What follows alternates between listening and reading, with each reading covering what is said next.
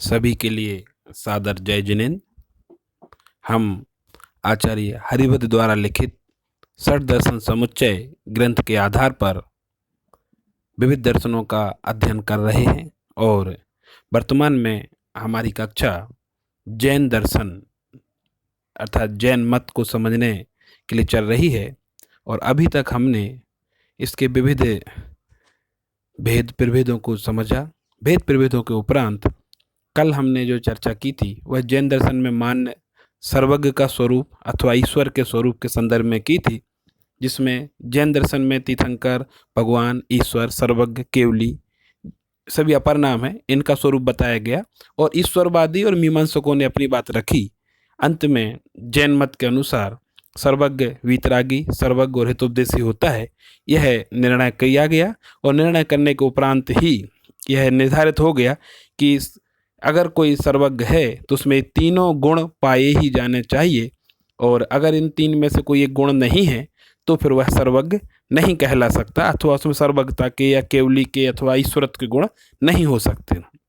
इसके साथ साथ जब ये बात पूरी होती है तो ग्रंथ में पेज नंबर 203, अगर आपके पास है षट दर्शन समुच्चय तो ग्रंथ खोलें और पेज नंबर 203 निकालें। इसमें एक नया प्रसंग प्रारंभ होता है। देखिए, चूँकि हमने अभी बात की थी जैन परंपरा के भेद प्रभेदों की और भेद प्रभेदों में जब बात आई थी तो चर्चा हुई थी दिगंबर और श्वेतंबर के मत की। तो यहाँ पर चूँकि अभी हमने दिगंबर परंपरा के अनुसार सर्वज्ञ की सिद्धि की, अब तुरंत ही दिगंबर परंपरा की तरफ से एक प्रति प्रश्न किया जा रहा है श्वेतंबर परंपरा के प्रति कि श्वेतंबर परंपरा में दो तीन चीज़ें मानी जाती हैं, हमने पहले भी चर्चा की है। वस्त्र सहित मुक्ति संभव है, केवल ज्ञान होने के उपरांत भी समोसरण में कवलाहार करते हैं और इसके साथ साथ स्त्रियों को भी मोक्ष संभव है उसी भाव से। इसमें इन तीनों मान्यताओं के कारण से ही दिगंबर श्वेतंबर में विशेष रूप से मतभेद है। तो पहली जो मतभेद दिगंबर श्वेतंबर के मतभेद की पहली कड़ी केवली कवलाहार, इसकी समीक्षा की चर्चा आज हम यहाँ करने वाले हैं। ग्रंथ में पेज नंबर 203 पर आप अगर हो तो पैराग्राफ नंबर 78 यहाँ पर दिगंबरों का पूर्व पक्ष दिया गया है। देखिए, यहाँ मैंने थोड़ा सा लिखा भी है कि श्वेतंबर परंपरा में केवली सर्वज्ञ परमात्मा के केवल ज्ञान होने के उपरांत भी सामान्य मनुष्यों की भांति कवलाहार करने की मान्यता है। उनका मानना है कि वेदनीय कर्म के उदय के कारण तथा केवली के भी वही शरीर होने से जो केवल ज्ञान होने के पहले था, उसे शरीर को स्थिर रखने के लिए भोजन की वैसे ही आवश्यकता रहती है जैसे पहले मुनि अवस्था में थी। भूख लगना असाता वेदनीय कर्म का परिणाम है, अतः शरीर की स्थिति या निस्थिरता के लिए भोजन आवश्यक है, ऐसा श्वेतंबर परंपरा का मत है। ग्रंथ में बहुत सारी बातें इस संदर्भ में की गई हैं, उनका सारांश मैंने यहाँ दिया है।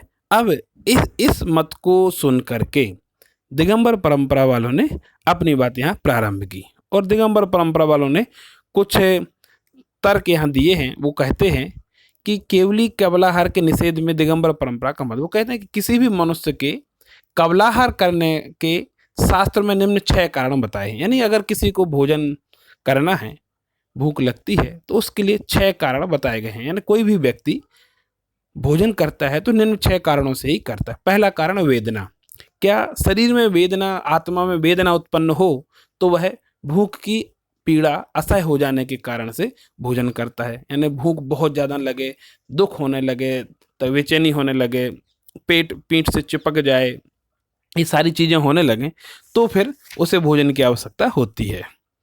दूसरा कारण बताया कि भोजन करने से शरीर स्वस्थ रहेगा तो दूसरे की वैयावृत्ति कर सकूंगा, ऐसा सोच करके केवली कवलाहार करते हैं।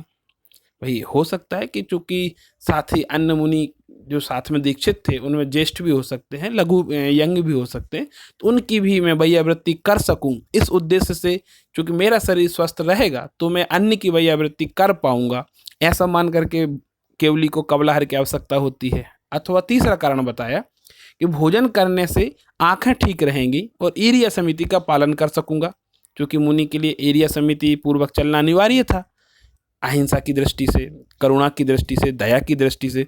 तो क्या आँखें ठीक रखने के लिए या आँखें ठीक रहेंगी तो ईर्ष्या समिति का पालन हो सकेगा, इसलिए भोजन की आवश्यकता है। चौथा कारण बताया, भोजन करने से संयम और चारित्र का पालन अच्छे से हो सकेगा, इसलिए भोजन की आवश्यकता है। अथवा पांचवा कारण है, भोजन करने से असमय में मृत्यु नहीं आएगी, इसलिए भोजन की आवश्यकता है। अथवा भोजन करने से दिमाग शांत रहेगा, विकल्प के अभाव में धर्म कार्य कर सकूंगा। ये 6 कारण केवली के अथवा सामान्य मनुष्य के कबल आहार यानी भोजन करने के लिए शास्त्रों में बताए गए हैं। इनमें से कोई भी एक कारण भी होता है तो व्यक्ति को भोजन की आवश्यकता होती है, परंतु केवली में उक्त कारणों में से एक भी कारण नहीं पाए जाते। 6 में से एक भी कारण नहीं पाया जाता, अतः केवली के कबल आहार संभव नहीं है। ये दिगंबर परंपरा वालों ने अपनी बात यहाँ पर रख दी कि 6 में से ना तो उनके कोई भूख की वेदना होती है, ना उन्हें किसी की वैयावृत्ति करना है, क्योंकि केवली से कौन वैयावृत्ति कराएगा। तीसरा, ईर्ष्या समिति पूर्वक चलने की बात है। अब उन्हें चूंकि अनंत ज्ञान वहाँ हो गया, केवल ज्ञान हो गया, इसलिए प्रत्येक पदार्थ हस्त अमलाकवत स्पष्ट दिखाई देता है, तो देख के चलने और बिना देखे चलने की संदर्भ में कोई बात नहीं रही। और चूंकि चारित्र का पालन की बात कहें तो उन्हें यथाख्यात चारित्र प्रकट हो गया, अब इससे श्रेष्ठ कोई चारित्र होता नहीं है, इसलिए चारित्र की आवश्यकता नहीं है। केवली के असमय में मृत्यु का भय भी नहीं है, क्योंकि चूंकि अब उनके घाती कर्म का नाश हो गया, पूर्ण ज्ञान उन्हें हो गया, तो उन्हें केवल ज्ञान के माध्यम से पता ही है कि मेरा आयु कर्म कब पूर्ण होगा, इसलिए उन्हें इसका भी विकल्प नहीं रहता कि मेरी असमय में मृत्यु हो जाएगी। अथवा दिमाग शांत रहेगा, इस संदर्भ में भी कहें, चूंकि मोहिनी कर्म का अभाव हो गया, इसलिए विकल्प के अभाव में किसी भी प्रकार का अशांतपना वहाँ संभव नहीं है। इसलिए दिगंबरों का ये कहना है कि केवली के कबलाहार का कोई भी प्रसंग, कोई भी कारण प्रकट नहीं होने के कारण से या कोई भी कारण संभव नहीं है, अतः वो कबलाहार नहीं करते। अब दिगंबरों के इस सारे प्रसंग को लेकर के और दिगंबरों ने जो एक तर्क दिया, उसी तर्क से श्वेतांबर परंपरा ने कबलाहार की सिद्धि भी की। इस तर्क को पढ़ने के पहले मैं कुछ आपको बातें और बताना चाहता हूँ। अभी जो हमने 6 बातें की, उन 6 के संदर्भ में श्वेतांबरों ने अपनी बात रखी है, पेज नंबर 205, पैरा नंबर 79। देखिए, उनकी चर्चा मैंने इसमें स्लाइड में तो नहीं कर पाया, क्योंकि स्लाइड का विषय थोड़ा छोटा होता है, परंतु मैं उन सब की चर्चा आपको करता हूँ जो हमने अभी बात कही। देखिए, यहाँ पहला कहा कि वेदनी कर्म का सद्भाव है, इसलिए भोजन तो करना ही चाहिए, भूख की पीड़ा। तो यहाँ श्वेतांबरों का मत है कि केवली को भोजन करने का कारण ही नहीं है, ऐसा दिगंबरों का कहना असिद्ध है, क्योंकि भोजन करने का सबसे प्रधान कारण वेदनी कर्म का सद्भाव केवली में पाया जाता है। अघाती कर्म का सद्भाव होने से वेदनीय, आयु, नाम और गोत्र, ये 4 कर्म केवली के होते हैं, इसलिए वेदनी कर्म का सद्भाव भोजन का सबसे प्रबल कारण है। वेदना के उदय में भूख लगती ही है, इसलिए पहले का जो कारण कहा कि वेदना, भूख की पीड़ा असह्य हो जाती है, क्या वेदना है क्या उनमें, तो बोले वेदनी कर्म का सद्भाव है। और भूख असाता वेदनी कर्म को उदय से लगती है। वेदनी के 2 भेद हैं, साता वेदनी और असाता वेदनी। साता वेदनी के उदय के संदर्भ में अनंत ज्ञान, अनंत दर्शन प्रकट हो गया, परंतु असाता का उदय श्वेतांबर परंपरा के अनुसार माना गया, उसमें भोजन आदि उनकी करने की इच्छा हो जाती है। ये बात इन्होंने कही। दूसरा तर्क इन्होंने दिया कि अगर दिगंबर परंपरा वाले ये कहें कि आप जो वेदनी कर्म की बात कह रहे हैं, तो वह वेदनी कर्म तो जली हुई रस्सी के समान है, अर्थात उसका अस्तित्व मात्र है, वह कोई कार्य नहीं कर सकता। जैसे रस्सी को जला दिया जाए तो उसमें बल तो दिख रहा है, परंतु सामर्थ्य नहीं है, वह रस्सी किसी को बांध नहीं सकती। वैसे ही मोहिनी कर्म के अभाव में, सेनापति के अभाव में जैसे सेना कोई कार्य नहीं कर सकती, ऐसे ही 8 कर्मों में मोहिनी कर्म सेनापति के रूप में है, और मोहिनी कर्म के अभाव में वेदनी आदि कर्म कोई कार्य नहीं कर सकते, वो एक जली हुई रस्सी के समान है। ऐसा अगर दिगंबर कहें तो श्वेतांबरों का ये कहना है कि वेदनी कर्म जली हुई रस्सी के समान निसक्तिक है। ऐसा दिगंबरों का कथन आगम विरुद्ध है, क्योंकि युक्ति से ऐसा नहीं कहा जा सकता। आगम में तो केवली के अत्यंत साता का उदय बताया है। यदि घातीय कर्मों का क्षय केवली ने किया है तो उसके फलस्वरूप उसमें केवल ज्ञान आदि उत्पन्न हो गए, यह तो सही है, परंतु वेदनी के उदय से होने वाली भूख ने क्या बिगाड़ा। जिससे उसका निषेध किया जाए। जब भूख का कारण वेदनी कर्म अभी संभव है, उदय में है, तो भूख लगनी चाहिए और भूख शांत करने के लिए भोजन कर लेना चाहिए। तो आगम में भी ये बात कही गई है कि उनके वेदनी कर्म का सद्भाव है। तो अब सद्भाव है, अब जली हुई रस्सी के समान है या नहीं है, वो बात इन्होंने नहीं मानी, लेकिन उसके सद्भाव मात्र से भोजन की बात इन्होंने स्वीकार की। तीसरा कारण श्वेतांबर परंपरा की तरफ से दिया गया कि जिस प्रकार धूप और छाया एक दूसरे के विरोधी होने के कारण एक साथ नहीं रह सकते, वैसे ही केवल ज्ञान और भूख, इन दोनों में सहना अवस्थान रूप कोई विरोध नहीं है। अर्थात केवली भी रहे और भोजन भी करे, इसमें कोई दोष इन्होंने नहीं माना। और ये भी कहा कि साता और असाता रूप वेदनी का उदय अंतर्मूर्त में बदलता रहता है, कभी साता, कभी असाता, फिर साता, फिर असाता।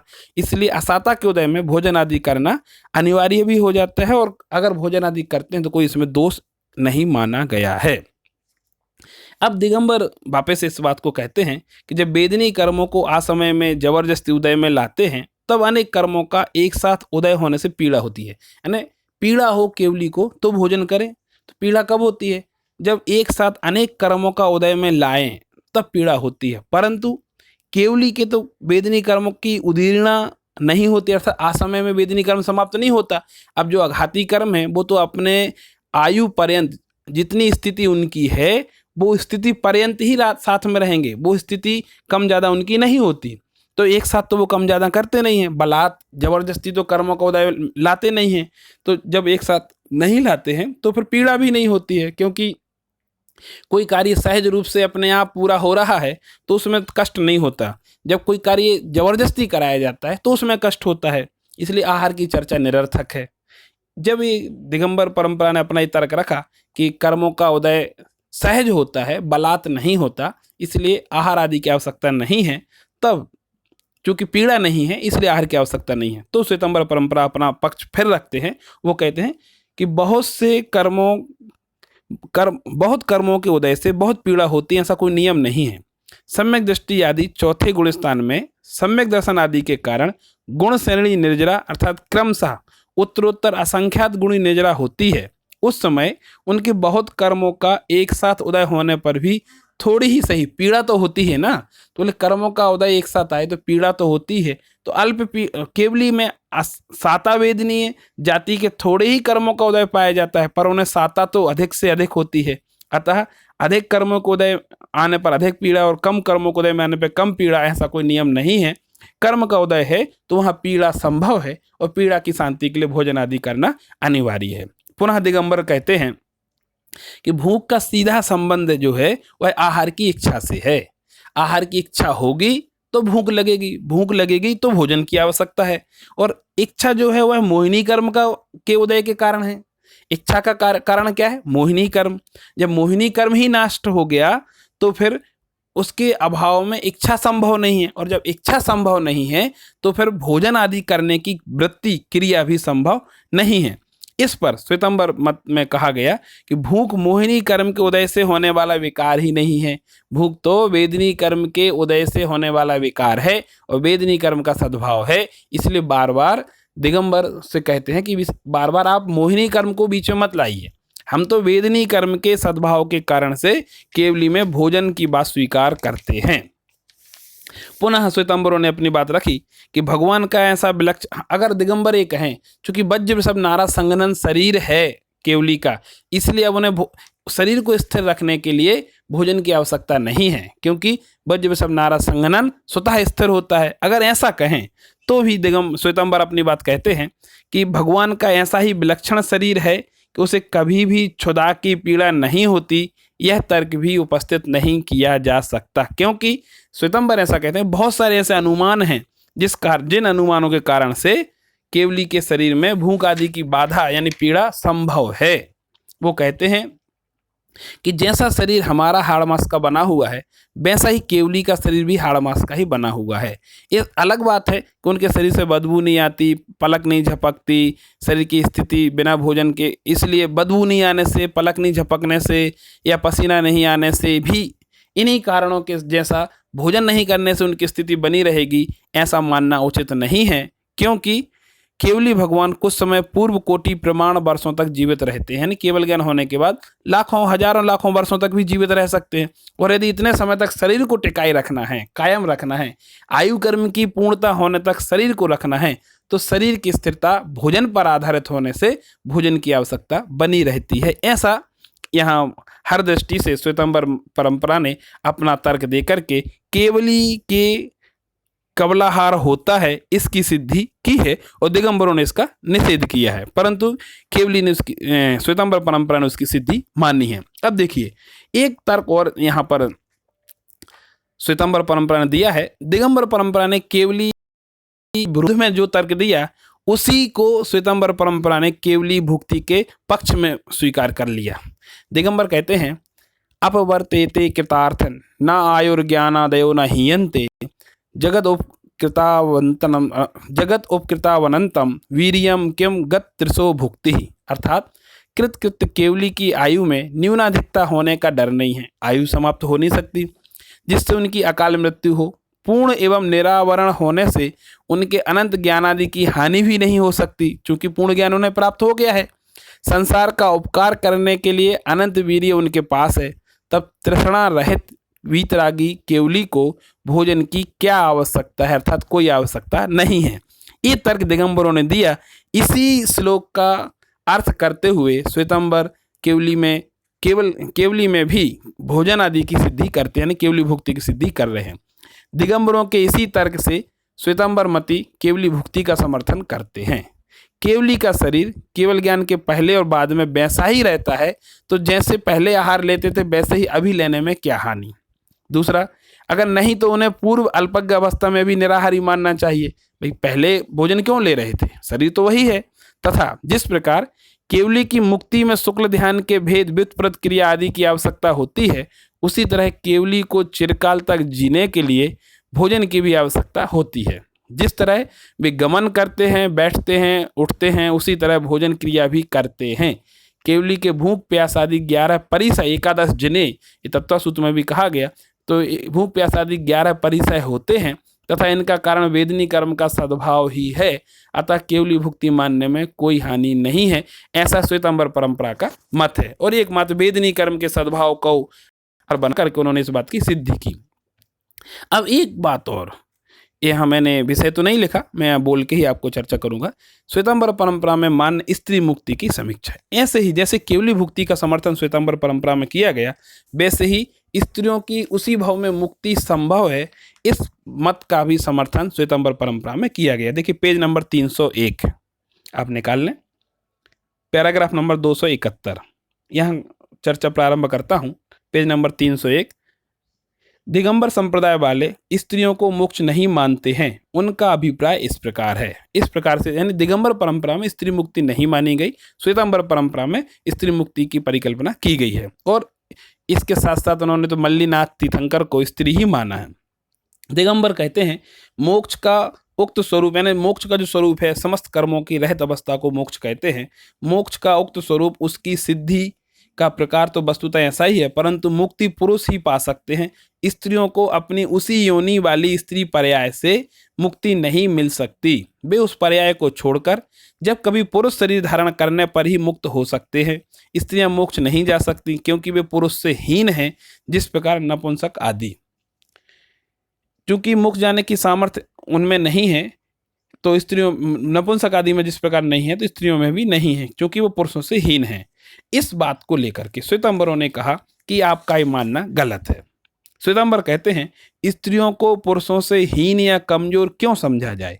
क्या वे चारित्र आदि धारण नहीं कर सकती, या उनमें विशिष्ट शक्ति नहीं है, अथवा पुरुष साधु चूंकि स्त्री आरिका साध्वी को नमस्कार नहीं करते इस कारण से वो मोक्ष नहीं जा सकती, या वे शास्त्रों का पठन पाठन या स्मरण नहीं कर सकती, या दूसरों को पढ़ा नहीं सकती, किंवा उन्हें कोई लौकिक रिद्धि सिद्धि प्राप्त नहीं है क्या, अथवा उनमें तीव्र छल कपट मायाचार आदि पाए जाते हैं। ये सारी बातें स्त्रियों को मोक्ष से निषेध करने के लिए हैं। पर क्या इन सब कारणों से आप ऐसा कह रहे हैं? तो श्वेतांबर स्वयं ही एक एक कारण का निराकरण भी करते हैं। वो कहते हैं पहला पक्ष, यानी चारित्र ना होने से स्त्रियां कमजोर हैं, ऐसा विचार नहीं किया जा सकता, क्योंकि चारित्र तो उनके भी पाया जाता है। आप बताइए स्त्रियों को चारित्र का अभाव क्यों है? क्या वे कपड़ा पहनती हैं इसलिए चारित्र नहीं पाल सकती, या उनमें शक्ति या धैर्य की कमी है? कपड़ा पहनने से चारित्र नहीं होता, ये कोई बात नहीं है, क्योंकि कपड़े में ममत्व भाव हो तो वो परिग्रह हो, और ममत्व भाव ना हो, सिर्फ संयम के पालन के लिए वस्त्र ग्रहण किए हो तो वो अपरिग्रह के अंतर्गत ही आएगा। इसलिए कपड़ा पहनने से चारित्र का अभाव संभव नहीं है। फिर दिगंबर कहते हैं ऐसा नहीं है, स्त्रियां तो अबला हैं, उनमें शारीरिक अवयवों की रचना ऐसी है जिस कारण से वो अपने लाज को पूरा नहीं छोड़ नहीं सकती, इसलिए उनके मोक्ष संभव नहीं है। तो श्वेतांबरों ने कहा इसका मतलब आप चारित्र की कमी नहीं मानते, सिर्फ शारीरिक बनावट के कारण से उन्हें मोक्ष से दूर कर रहे हैं, वंचित कर रहे हैं, तो ये भी उचित नहीं है। और उन्होंने फिर निश्चय भी कर दिया कि हम यहाँ वस्त्र की गिनती परिग्रह में नहीं करते, क्योंकि श्वेतांबर परंपरा में सवस्त्र मुक्ति मानी गई है, इसलिए वस्त्र परिग्रह नहीं है, क्योंकि वस्त्र के प्रति मोह नहीं है। मोह परिग्रह है, वस्त्र परिग्रह नहीं है। और परिग्रह कहा गया है कि परिग्रह किसे कहते हैं? जिस वस्तु के प्रति आसक्ति हो वो परिग्रह है। यहाँ वस्त्र आसक्ति के कारण नहीं पहने गए, वस्त्र एक व्यवस्था के कारण पहने गए हैं। फिर दिगंबर कहते हैं साधारण व्रत उपवास आदि रूप चारित्र स्त्रियों में भले ही हो जाए, परंतु परम उत्कृष्ट यथाख्यात रूप चारित्र जो कि मोक्ष प्राप्ति के लिए है, केवल ज्ञान प्राप्ति के लिए है, वह स्त्रियों में संभव नहीं है। तो श्वेतांबर कहते हैं कि परम उत्कृष्ट यथाख्यात चारित्र स्त्रियों में क्यों नहीं हो सकता? ऐसा कौन सा बाधक कारण है जिस कारण से यथाख्यात चारित्र संभव नहीं है? क्या उनमें से उनके कारण ही नहीं जुट पाते, अथवा कोई विरोधी कारण के आने से वह रुक जाता है ना? क्या कारण है? कारणों का अभाव तो कहा नहीं जा सकता, क्योंकि साधारण व्रत उपवास आदि चारित्र का अभ्यास ही कालांतर में यथाख्यात चारित्र की प्राप्ति करा सकता है, क्योंकि दिगंबरों ने पहले ही कहा कि ज्ञानाभ्यास धीरे धीरे करते रहें तो वह अभ्यास ही कालांतर में पूर्ण ज्ञान की प्राप्ति करा देता है। तो यहाँ साधारण चारित्र का पालन करते करते पूर्ण चारित्र भी हो सकता है। तो इसलिए अभ्यास के कारण या साधारण व्रत उपवास के कारण पूर्ण व्रत नहीं हो सकते, ये भी आप नहीं कह सकते। फिर दिगंबरों ने अपनी बात फिर से रखी कि हमारा अभिप्राय यह है कि सर्वोत्कृष्ट पद की प्राप्ति सर्वोत्कृष्ट ध्यान से ही संभव है, क्योंकि सर्वोत्कृष्ट दो ही पद हैं, साथ में नरक की प्राप्ति अथवा मोक्ष की प्राप्ति, और दोनों ही साथ में नरक और मोक्ष दोनों ही आगम के अनुसार स्त्रियां ना तो साथ में नरक में जा सकती हैं और ना ही वर्तमान में मोक्ष प्राप्त कर सकती हैं। तो इन्होंने श्वेतांबर कहते हैं ये भी आपका कथन गलत है, क्योंकि ऐसा कोई नियम नहीं है। क्योंकि यहाँ गर्भस्थ तनया मैत्री इसका उदाहरण देके कहा है कि मान लो किसी स्त्री के 5 पुत्र हो गए हों और छठवां गर्भ में है, तो 5 पुत्र चूंकि काले हैं तो छठवां भी काला ही होगा, ऐसा कोई नियम नहीं बन सकता। हो सकता वह गोरा भी हो जाए। ऐसे ही चूंकि अभी तक ऐसा परम प्रकाश स्त्रियों में नहीं पाया गया कि साथ में नरक नहीं जा सकती, तो मोक्ष भी नहीं जा सकती, ऐसा कोई नियम नहीं है। नरक ना जाए कोई बात नहीं, पर मोक्ष जा सकती हैं, इसमें कोई दिक्कत नहीं है। ये सब बातें स्त्री मुक्ति के संदर्भ में यहाँ चर्चा की गई है। और अंत में श्वेतांबरों ने स्त्री मुक्ति के पक्ष में और भी कई सारे तर्क दिए हैं। एक तर्क और दिया कि स्त्रियों को रिद्धि नहीं होती, इसलिए उन्हें हीन कहना उचित नहीं है। वस्तुतः जैन शासन में तो अनभिज्ञता ही प्रकट करना है, क्योंकि बीतरागी मोक्ष का रिद्धि से क्या संबंध है? जो बीतरागता को प्राप्त कर चुका है उसे कोई रिद्धि की आवश्यकता ही नहीं है। इसलिए ये तो जो दरिद्र लोग हैं, अज्ञानी लोग हैं, वो रिद्धि के पीछे भागते हैं। दूसरा, माया आदि की प्रकृष्टता होने से, पहले कहा था ना, क्या उनमें छल कपट माया आदि की प्रकृष्टता होने से स्त्रियों को हीन कहा जाए तथा मोक्ष के अयोग कहा जाए? तो बोले यह कोई अत्यंत कलह प्रिय नारद आदि जो हुए हैं, तीव्र हिंसक दृढ़ प्रहारी आदि में भी कसाई की तीव्रता होने पर भी चूंकि वे पुरुषों में हीन नहीं समझे जाते, नारद है यद्यपि छल कपट मायाचारी ही वो करते रहते हैं, फिर भी वो हीन नहीं समझे जाते, उन्हें उत्कृष्ट ही माना जाता है, उनमें भी मुक्ति की योग्यता मानी गई है, तो स्त्रियों में क्यों नहीं? इस प्रकार किसी भी तरह स्त्रियां पुरुषों से हीन कमजोर सिद्ध नहीं हो पाती, अतः उन्हें मोक्ष के पात्र नहीं मानना यह गलत है। श्वेतांबर परंपरा के अनुसार स्त्रियों को मोक्ष माना गया है। एक प्रयोग भी किया, स्त्रियों को भी मोक्ष होता है, क्योंकि उनमें पुरुषों की ही तरह मोक्ष के कारणों की समग्रता तथा पूर्णता पाई जाती है। मोक्ष के कारण सम्यक दर्शन, ज्ञान और चारित्र हैं, और ये तीनों ही पुरुषों की तरह स्त्रियों में भी पाए जाते हैं, अतः स्त्रियों को मोक्ष होता है, ऐसा श्वेतांबर परंपरा का मत है। दिगंबर परंपरा ने इस बात को स्वीकार नहीं किया। तो ये चर्चा आज हमने की, कल से हम 9 तत्वों की चर्चा इसमें प्रारंभ करेंगे। बीच में स्त्री मुक्ति की चर्चा इसलिए लाई क्योंकि केवली भुक्ति से वो जुड़ी हुई थी, इसलिए चर्चा की। अब 9 तत्वों की चर्चा कल से प्रारंभ होगी। जय जिनेंद्र।